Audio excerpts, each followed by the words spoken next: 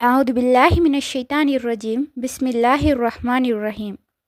அல்லாஹ்வின் அருள் கொண்டு அல் குர்ஆனின் ஒளி உங்கள் இதயங்களை பவளமாக மாற்றட்டும் இன்ஷா அல்லாஹ். நூருல் குர்ஆன் ஒஃபிஷியல் யூடியூப் சேனல் ஊடாக உங்களுக்கு சலாத்தை தெரிவித்துக் கொள்கின்றேன். அஸ்ஸலாமு அலைக்கும் வரஹ்மத்துல்லாஹி வபரகாத்துஹு. நிச்சயமாக என்னுடைய பதிவுகள் அனைத்தும் எனக்கே முதல் நினைவூட்டல். ஒரு நிமிடம் சிந்தித்து பாருங்கள்.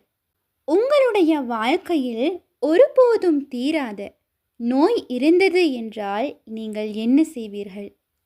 மருந்துகள் பல எடுத்தும் நிவாரணம் இல்லையெனில் உங்களுடைய மனநிலை எப்படி இருக்கும்? நாம் பல நேரங்களில் மனிதர்களிடம் உதவி தேடுகின்றோம். ஆனால் நம்மை படைத்த அல்லாஹ்விடம் முழுமையாக சரணடைந்து இருக்கின்றோமா? ஒரு கேள்வி. நம்மை குணப்படுத்துவதற்கான சக்தி உண்மையில் யாரிடம் இருக்கின்றது? மருத்துவமா அல்லது மருந்துகளா அல்லது எல்லாவற்றையும் கட்டுப்படுத்தும் அல்லாஹ்வா? நபிகள் நாயகம் ஸல்லல்லாஹு அலைஹி வஸல்லம் அவர்கள் சொல்லிக் கொடுத்த ஒரு துஆ இருக்கின்றது. இந்த ஒரு துஆ உடல் நோய்களுக்கு மட்டுமல்ல, மன வேதனைக்கும் துயரங்களுக்கும் ஒரு ஆறுதல் மருந்தாக இருக்கின்றது. இது ஒரு சாதாரண துஆ கிடையாது. இது அல்லாஹ்விடம் நேரடியாக அல்லாஹ்விடம் குணத்தை கேட்கும் சக்தி வாய்ந்த வார்த்தைகள். உங்களுடைய வாழ்க்கையில் ஒரு மாற்றம் வேண்டுமா? ஒரு நிவாரணம் வேண்டுமா? ஒரு உண்மையான குணமடைதல் வேண்டுமா? அப்படியானால் இன்ஷா அல்லாஹ் இந்த வீடியோவை இறுதி வரை கண்டிப்பாக பாருங்கள். ஏனெனில் இந்த ஒரு துஆ உங்களுடைய வாழ்க்கையை இன்ஷா அல்லாஹ் மாற்றக்கூடியதாக இருக்கலாம்.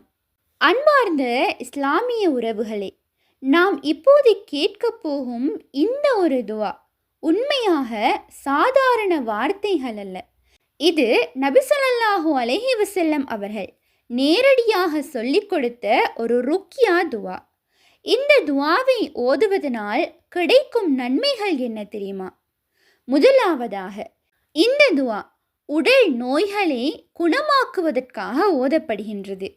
எந்த நோயாக இருந்தாலும் குணம் தருபவன் அல்லாஹ் என்பதை நமக்கு நினைவூட்டுகின்றது.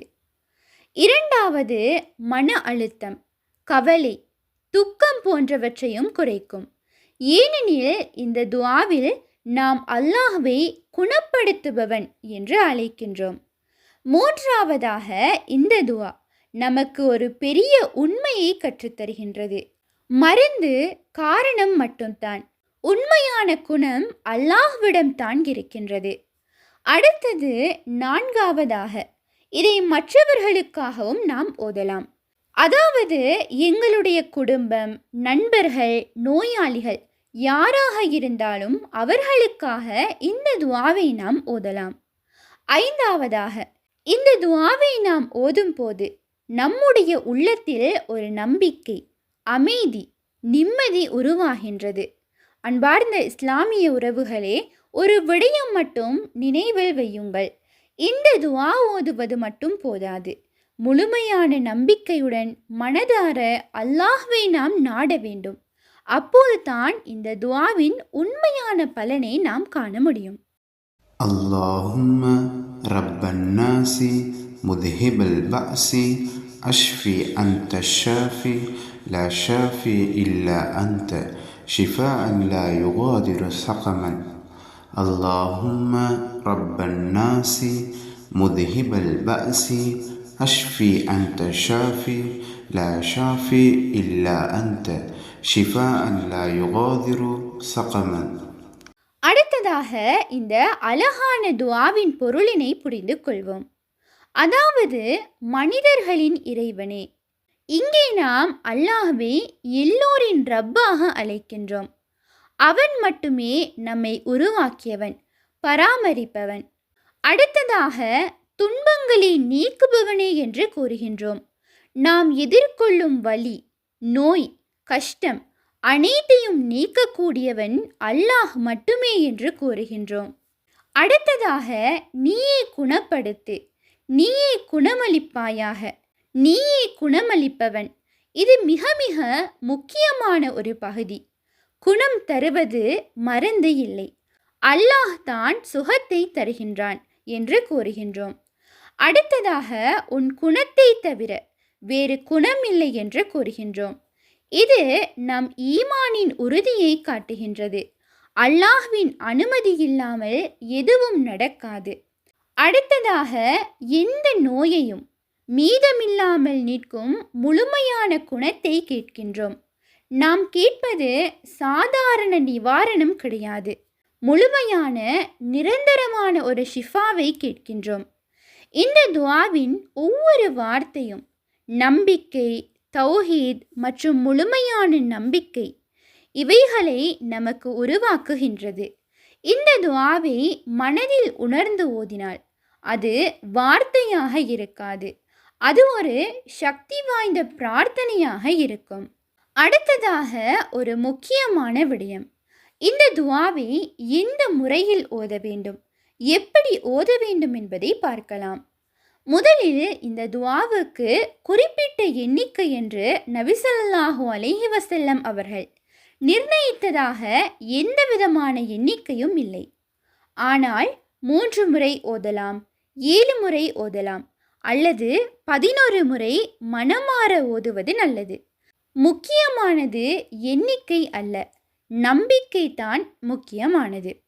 அடுத்ததாக இதை ஓதுவதற்கான சிறந்த முறை என்னவென்றால், முதலாவதாக அல்லாஹ்வை புகழும் விதமாக அல்ஹம்துலில்லாஹ் அல்ஹம்துலில்லாஹி ரப்பில் ஆலமீன் இவ்வாறான வார்த்தைகளை கூறலாம். இரண்டாவது, நபி ஸல்லல்லாஹு அலைஹி வஸல்லம் அவர்கள் மீது ஸலவாத்து சொல்ல வேண்டும். அல்லாஹும்ம ஸல்லி அலா முஹம்மத் வ அலா ஆலி முஹம்மத் என்று கூறலாம். அடுத்ததாக இந்த துஆவை நாம் ஓதலாம். اللهم رب الناس مذهب البأس أشفي أنت الشافي لا شافي إلا أنت شفاء لا يغادر سقما اللهم رب الناس مذهب البأس أشفي أنت الشافي لا شافي إلا أنت شفاء لا يغادر سقما. அடுத்து நான்காவதாக முடிவில் மீண்டும் ஸலவாத்தை ஓதி இந்த துஆவை அழகாக முடிக்கலாம். மேலும் சில சுன்னத்தான முறைகள் காணப்படுகின்றது. நோயாளியின் மீது கை வைத்து மெதுவாக அவர்களுக்கு ஓதி ஊதலாம். தண்ணீரில் ஓதி ஊதி குடிக்க கொடுக்கலாம். தனக்காகவும் மற்றவர்களுக்காகவும் இதை ஓதிக்கொள்ளலாம். துஆ என்பது வார்த்தைகள் மட்டுமல்ல, அது அல்லாஹ்வுடன் நாம் நேரடியாக தொடர்பு கொள்ளும் ஒரு விடயம். இன்ஷா அல்லாஹ் இதனை நம்பிக்கையுடன் மனமாற ஓதுங்கள். இன்ஷா அல்லாஹ் நிச்சயமாக அல்லாஹ் சுப்ஹானஹு தஆலா சிறந்ததை வழங்குவான். அதாவது இந்த துஆ அல்லாஹ்விடம் நேரடியாக குணத்தை கேட்கும் ஒரு அருமையான வழி. உங்களுடைய வாழ்க்கையில் சிறிய வழியாக இருந்தாலும் அல்லது ஒரு பெரிய சோதனையாக இருந்தாலும் இந்த துஆவை விடாதீர்கள். இன்று முதல் ஒரு பழக்கமாக மாற்றிக்கொள்ளுங்கள்.